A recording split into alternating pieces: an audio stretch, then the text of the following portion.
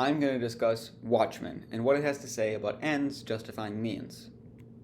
First, a little bit of how I'm going to approach this topic and why.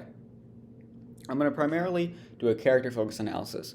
So I'm going to focus on how the philosophy of the characters and the characters in general are presented.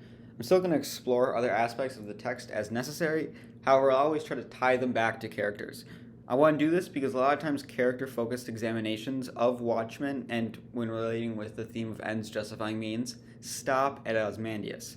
And he's an important part of how ends justifying means play into all this. However, this type of analysis can be extended far beyond Ozymandias, and I want to show how you can do that. And just a quick outline, ends justifying means is not the most central theme of the text. That central theme is idealization of superheroes and how it's incorrect to present superheroes as these kind of perfect forms of humans. However, that certainly isn't the most developed theme. At the beginning of the text, we see a superhero presented as weak and thrown out a window, and then at the end of the text, we see the superhero still just presented as weak, and not much has changed in how they're presented as a less than ideal form. However, ends justifying means is the theme that is most developed, and we can do how it's developed later. However, it does change from the beginning to the end, and that kind of idea is developed rather than just presented initially and then not change at all. And there's two cases I'm going to consider when I'm considering how ends justifying means is depicted in the text. One, the first case, which I'll call he's the villain, and then the second case, which I'll call but thematic depth. Which case is more convincing is up to you to decide, but I'll give my personal opinions later and why. And then I'll go over a couple popular interpretations in the form of Zack Snyder's movie version of Watchmen and then the HBO series. First of all, a quick synopsis if you have never read or have never seen or have never watched the show. Watchmen starts out with the comedian's murder. He is, as I say later, thrown out the window, and then from that, it follows Rorschach, who's trying to find the killer. And one thing to note is that the Keene Act, which you can see in that upper panel on the right, banned superheroes. So all these superheroes are, in particular Rorschach, to kind of stay secret so that the government doesn't get onto them. And as Rorschach is looking for the killer, we get a tour of all these heroes, including Night Owl, Silk Spectre, Dr. Manhattan, and Ozymandias. We get kind of a tour of all of them, and they're more or less our suspects. And at the end, we learn that Ozymandias was the one who killed the comedian because the comedian learned of his evil plan. And his evil plan was to drop a squid on the world so that they would stop pointing their missiles at each other and start pointing them up at the sky. This was set during Cold War tensions, and so, of course, he was trying to avoid what a lot of people saw as an imminent doom from nuclear destruction. Now on to case one, he's the villain, which will focus fairly significantly on Ozymandias. So, first off, who is Ozymandias? He is one of the heroes from the time who is super smart. His mental abilities are showcased on that right panel. He's watching 25 TVs at once, and there's actually more that panel cuts off. And he's hypothetically interpreting all of them perfectly and learning a lot from them. And then he also has incredible physical abilities, and as you can see on that left panel, he has a toy line of himself. And now this is where we get this interesting thematic intersection between that theme of that idealization and that theme of ends justifying means. In this case, he is presented as this idealized superhero, but again, this book is a rejection of idealized superheroes, and so he gets a real negative connotation from that idealization theme, which then kind of transfers over into the ends justifying means theme, where his philosophy kind of, as a result of him being depicted as this idealized hero, feels bad because it's presented in this other thematic context as bad as well. However, he is still human. He doesn't have any superhuman powers, unless you want to call being very smart one of his powers. It's not something, though, that was given to him by a radioactive spider bite or anything. He's still human.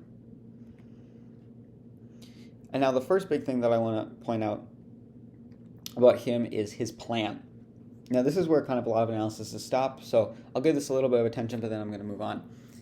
Now these are the panels that follow and take place before he drops the squid.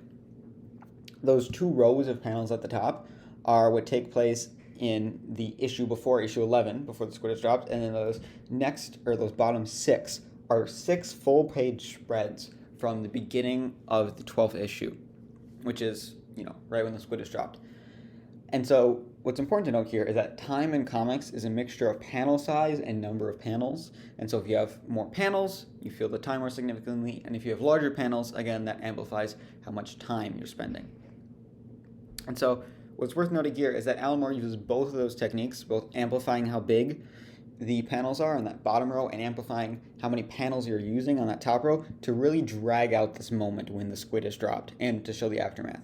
There's a real focus on the means here of his attack rather than the ends. We never see this happiness that Ozymandias hopes for when the squid is dropped. We just see the evil plan that went into it. And so it's where we first start to see ends justifying means depicted in this really negative light, where it's saying the means are so bad that how can your ends really justify any of this? And there's another thing to point out about Ozymandias, and that is the Black Friar storyline. The Black Friar is this in-universe story that we get through this kid who's reading the comic at like a vendor on a street corner. And he's reading a specific issue of the comic, and we only really get that one issue. We get other hints as to what the series is about, but we only get the issue which deals with this stranded sailor. This sailor is stranded on an island by the Black Friar, and he tries to make his way back home before the Black Friar can reach his family. And so the story that we see deals with the shipwrecked sailor building a ship out of the dead bodies of his crewmates and then sailing back. And then when he gets back to his homeland, he kills a ton of people to try to get back to his family fast enough. He kills some people for a horse. And then when he gets back home, he kills his family on accident because he thinks they are some of the ghosts and ghouls that live on the Black Friar that are harming his family or in the process of. And so clearly we have this theme of insanity where he accidentally kills his parents, thinking them to be these ghost specter people. But even more strongly, we get this theme of you do something bad enough and you become the enemy. Because after he kills his family, he goes out to sea, sees the Black Friar coming into the port, and he swims out to the ship. And so clearly we obviously get this negative view of ends justifying means, where all those means that he used to try to get back were never worth it because he just ended up as bad as the enemy. And we get this story clearly mirrors what Ozymandias is doing, and then we get even more direct mentions of it in the text when Ozymandias says things like, I dream of swimming towards a hideous, and then he kind of trails off. It's clear that he's talking about swimming towards that ship, and that's the same way it's phrased in the comics. And so we get hints that these are parallel stories, and that it's the same lesson in each of them. So we get both these cases where ends or means are shown to not justify ends, and they're depicted in very negative lights. The other thing to point out about this is that since it's told through the perspective of a kid reading the comic, we get a lot of transitions in between the comic and the kid reading it and what's happening kind of on that street corner. And so what we get is a lot of non sequitur transitions, which is when there's no relationship between the panels and the meaning is created by the reader. Yes, we know that when we transfer from a panel of the comic to a panel of the kid sitting and reading the comic, we obviously know that, that's the kid reading the comic. However, any thematic transitions in between those panels are purely for the reader to decide. And so we kind of call it somewhat non sequitur transition. Then we also get parallel word and picture combinations, where the words and images don't directly relate but tell parallel stories. As you can see in these couple of panels, some of the dialogue from what the kid is doing kind of bleeds into some of the comic panels, and some of the narration from the comic kind of bleeds in to the panels where we have the kid reading the comic. If you look in the upper right-hand corner of the panels, you can see some dialogue that is from the comic that the vendor who sells the kid the comics is saying, that is superimposed over one of the stills from the comic, and then some narration that is on one of the panels of the kid reading the comic. So these stories kind of bleed into each other, and so they have these parallel word and picture combinations. And these, by the way, are terms quoted by David Barnes from his article Time and the Other Temporal Structures in Watchmen. And I'll come back to them more later, but I kind of have to point these out now. And so just a quick summary of Case 1. Ozymandias is this idolized human hero, but again, Watchmen is a rejection of this idolization and of Ozymandias. And his plans, means are given more emphasis than the ends, emphasizing that the means are like this bad, so why even care about the ends? Again, more emphasizing that ends do not justify means. And then we have this Black Friar story that mirrors Ozymandias, and then really shows and hammers in the point that bad means make you the enemy, and make you as bad as the enemy. And so, to summarize Case 1, ends do not justify the means. And now this is really where most analyses of Watchmen and do ends justifying means stop, but now we can take it one step further by looking at the thematic depth. The second case I'm going to go over is some of the thematic depth. In this case, it's a little bit more ambiguous. It doesn't fully go to the side of ends justifying means or fully go to the side of ends not justifying means, but of course, that's to be typical of an Alan Moore book where there's a fair amount of themes going and intersecting with each other.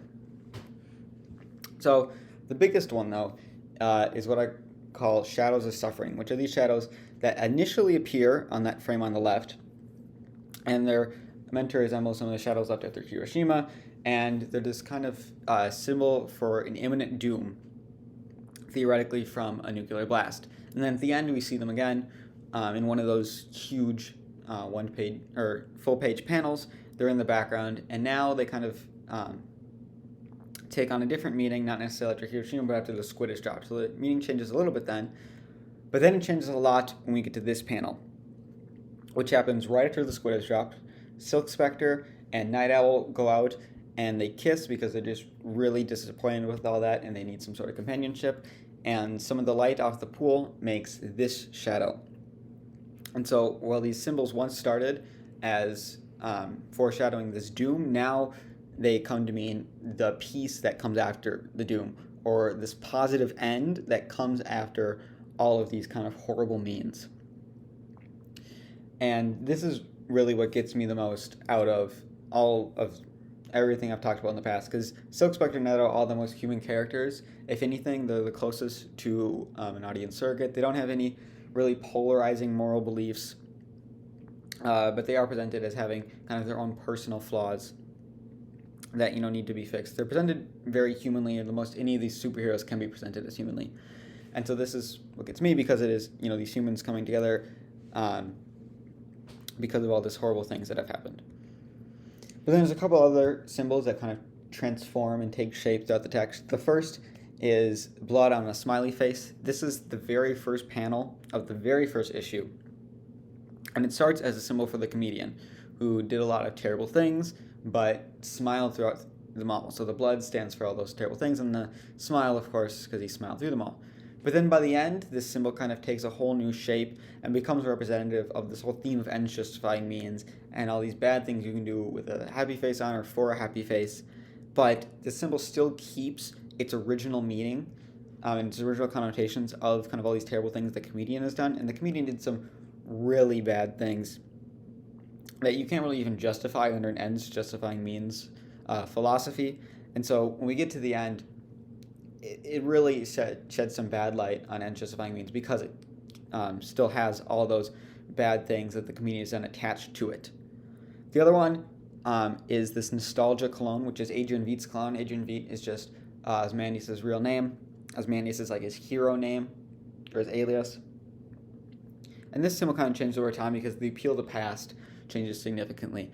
At the beginning, when nostalgia, the cologne, is introduced, it's more for a pre-Cold War. You want to go back to the times before there were all these tensions just kind of building up. And then later, that panel on the bottom on the left of those two panels are right before, those are literally the panels right before they kiss. And Silk Spectre asks Night Owl what she can smell on him, and he says nostalgia. So in this case, they want pre-Squid. And so this kind of appeal to the past changes significantly, and this cologne starts from just being kind of a neutral symbol and really a symbol for how much power Adrian Veidt has and how much he's idolized, that he gets his own cologne. And now it completely transforms into he is the one bringing them together. His cologne is what they talk about before they kiss, and that kind of appeal for the past that he brings out of all the bad things he does is what brings them together. And so it starts off in this weird space where it just as a symbol for how much he's idolized, and it ends as the symbol for ends justifying means, where it brings them together because of all the terrible things. Another thing is the clocks. They start as foreshadowing for an imminent end. At the end of each chapter, we get a clock like these on the bottom, and then we get some blood dripping from the top of the page. And slowly but surely, the blood makes its way all the way down to the bottom, and the clock gets closer and closer to midnight. So again, they start as this foreshadowing for an end, which we're led to believe is Cold War. We don't know anything else at that point. But then at the end, there's a symbol for Manhattan's control and Veet's end, which was the squid being dropped. And I want to talk a little bit more about Manhattan's control and all that. So Dr. Manhattan is the only character with any real powers. He is the one who can time travel. He can do whatever he wants, essentially. He can fly. He can rearrange atoms. He'll live forever. He's essentially invincible. It's not necessary. There's nothing in the text that says he's invincible, but we're not really led to believe anything can kill him. So he's all powerful. And what's interesting, though, about him is this quote from an article called "Chronotope in Warren Gibbon's Watchmen" by Adnan Mutanvik, and it says, quote, "Dr. Manhattan's storyline is a combination of two familiar chronotopes from two different genres, superhero narrative and histography. That is, a combination of timelessness and linear historical time. So we get both this superhero story and this really time-centered story because what gave him his powers was a nuclear test. He got trapped in one of the machines that they were using to test some nuclear stuff, and out of all that, he gained all these magical superpowers. And so he's both this symbol that's firmly planted in a time. I mean, he's called Dr. Manhattan for a reason, and he's got even a little hydrogen ion on his forehead. So he's both firmly rooted in a time, and since he's a superhero, he's a little bit timeless. If you think to any superhero stories, you don't really think about what time they're set in, at least not usually. In this case it is, but this is a little bit of an exception. And so what's interesting, though, about these two ways, it's how it's represented in the form of the comic. What we get to represent these things is non sequitur transitions and parallel word and picture combinations.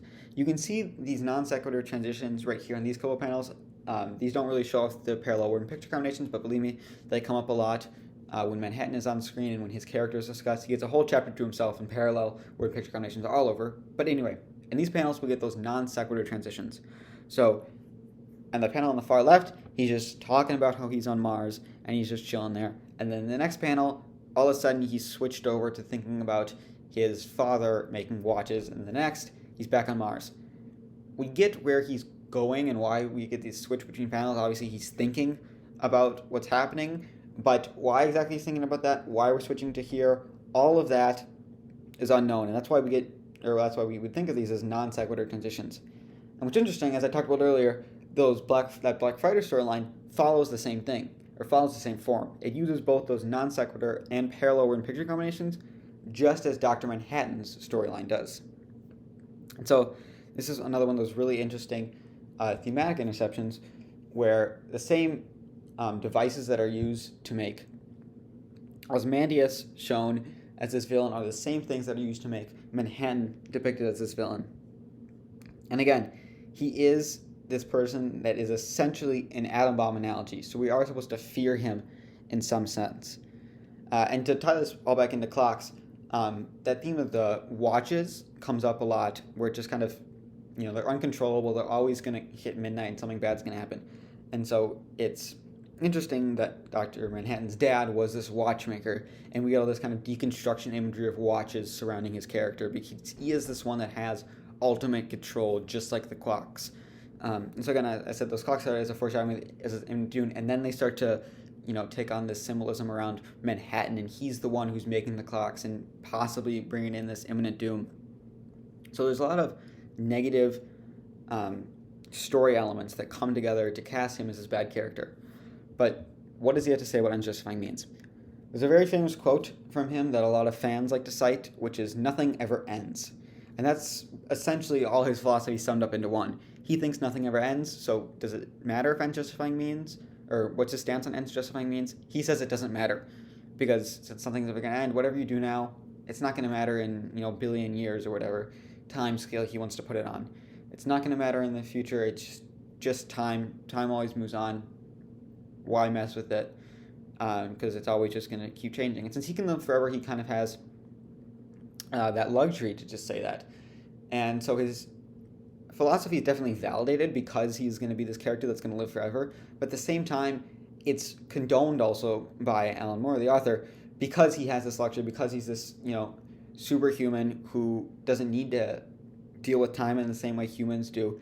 It's presented as a valid philosophy if you're in the position of Dr. Manhattan. If you're in the position of Dr. Manhattan, you can think that doesn't matter whether or not ends justify means, because it doesn't matter what happens, or the future is always going to be something, it's not going to end. But if you're a human, it's going to end for you. And so that's where we kind of get this condoning of his philosophy, even though it's also a little bit validating. So which case is more convincing between case 1 and case 2? I wrote ends justifying means after case 2 because I think overall that's what it has to say. Dr. Manhattan's case more just says you have to take an opinion. You can't just think that it doesn't matter. And then when you combine that with the shadows of suffering and nostalgia, I think it's a pretty compelling case for ends justifying means over blood. Smiley face again is a little bit of an outlier in that case. Personally, as I said, I go with case 2 because of those shadows of suffering. They are the most human characters, and that's what I most connect with. Now I'll go over a couple popular interpretations of Watchmen. One, which is the movie that was directed by Zack Snyder, and then the other, which was the HBO original series. First, I'll discuss the movie and kind of how it distorts ends justifying means. Both these scenes that I'm going to show take place after the squid has been dropped, and after kind of everybody's figured out that, it was Ozymandias who's done it. I'm disappointed in you, Adrian. I'm very disappointed.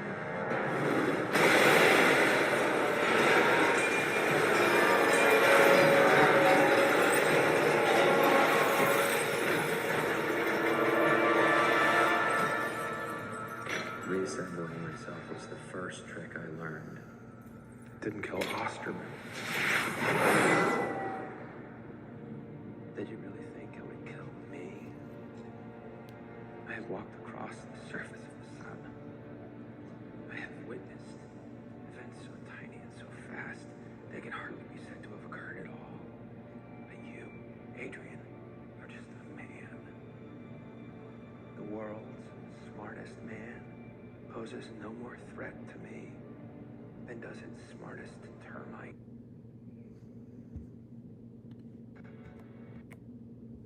And then one more clip. This also, again, takes place after the squid has been dropped. And this character that you see right on the screen is Rorschach, by the way. He just doesn't have his big old get-up on. Oh, I should also explain. Rorschach wanted to tell the whole world that he dropped the squid. He has a very black and white philosophy. And so he thought this was wrong, that, Adrian Veidt or Ozymandias dropped the squid, and so he needed to tell the whole world. Manhattan sided with Veidt that you shouldn't tell the whole world. He doesn't condone or approve of Veidt's actions, but he says, at this point, don't tell the world. And this is that confrontation between these two characters, Manhattan and Rorschach.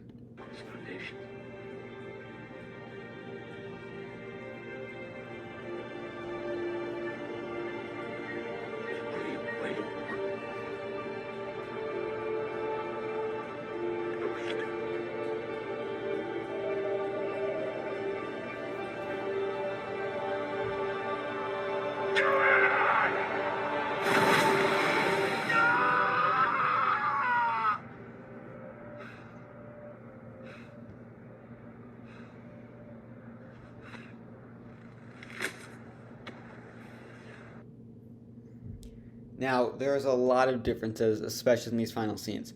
For one, we never actually see the squid get dropped. I didn't just not show a clip of that. That never gets physically shown, besides in the background a couple of times, but it's very easy to miss. The other thing is that in this case, it's Manhattan who's glorified as this kind of idealized hero. He never does that thing where he gets all big and then comes crashing in with a huge hand in the comics. And instead, it's Ozymandias who's been as kind of like this weakling. And then the other thing is that when Manhattan kills Rorschach, Night Owl is there watching. In the comic, what was happening during that time was when Night Owl and Silk Spectre were kissing, and this confrontation between Rorschach and Manhattan was just those two alone. And so by taking this character who is our human surrogate and having them scream on screen puts a lot more weight on that moment. And all of these kind of combine to really dehumanize Manhattan and make him feel like the villain. Again, presenting them as this huge thing is a bad thing because Watchmen is this whole deconstruction of idealization and this negative painting of idealization. And so when you combine all these things, and especially when you take away that moment where Silk Spectre and Nell are kissing, that kind of shows a little bit of the other side of ends justifying means. You really get a film that's fully focused on how bad Manhattan is and how bad all of its actions and philosophy are. And so, does the movie think ends justify means?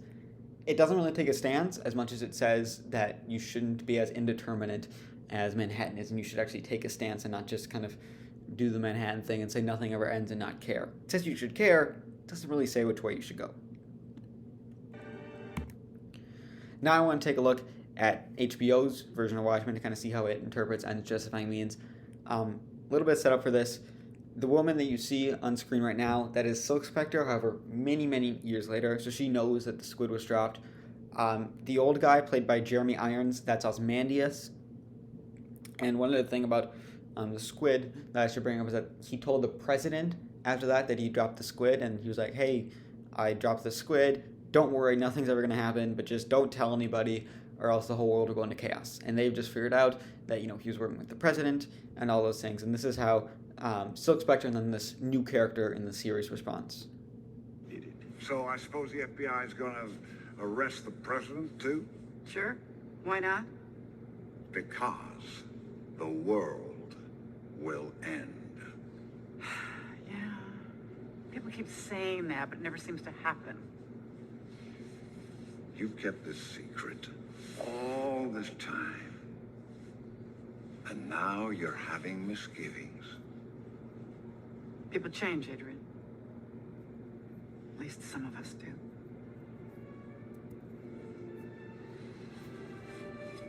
Who do you think you are to hold judgment over me, huh? I saved mankind. Again. And you have the audacity. That guy talks too much. He's surely fucking... So now, this version of Watchmen takes kind of these post-Cold War ideals where we realize that the world really wasn't going to end, and it really rails on Ozymandias for that. The arguments made against him are, these kind of more human arguments where like, yeah, the world's never really going to end, we'll be fine, we don't need to do any of these drastic things. And his demise is played very laughable. We have this upshot in music, and then at the end he's just silenced by one little conk of a wrench. And that line, which is played very comedically when he falls down by the other character opposite Silk Spectre, is about the only comedic line we get in that series. It's a very serious series in tone, and so that last line kind of hits a little bit differently after you've watched the whole thing. And again, all this is just kind of villainizing Ozymandias, but also kind of presenting him as this person that we can just laugh off. Another thing to note is that in the series, the villain is a direct descendant of Ozymandias. And then we also, in the series, we get this Black Friday synonym. It's not quite synonymous, but essentially Ozymandias is put in a situation similar to the one the Black Friday, or the shipwrecked sailor in the comics is going through. It's a little more complex than that, but essentially synonymous.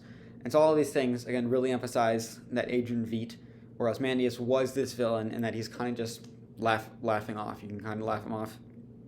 So what's this show to say what ends justifying means? Again, Veidt was this one who was big for ends justifying means, but all of this shows that he was just kind of this bad person who we need to just ignore. So ends do not justify means is what the show has to say.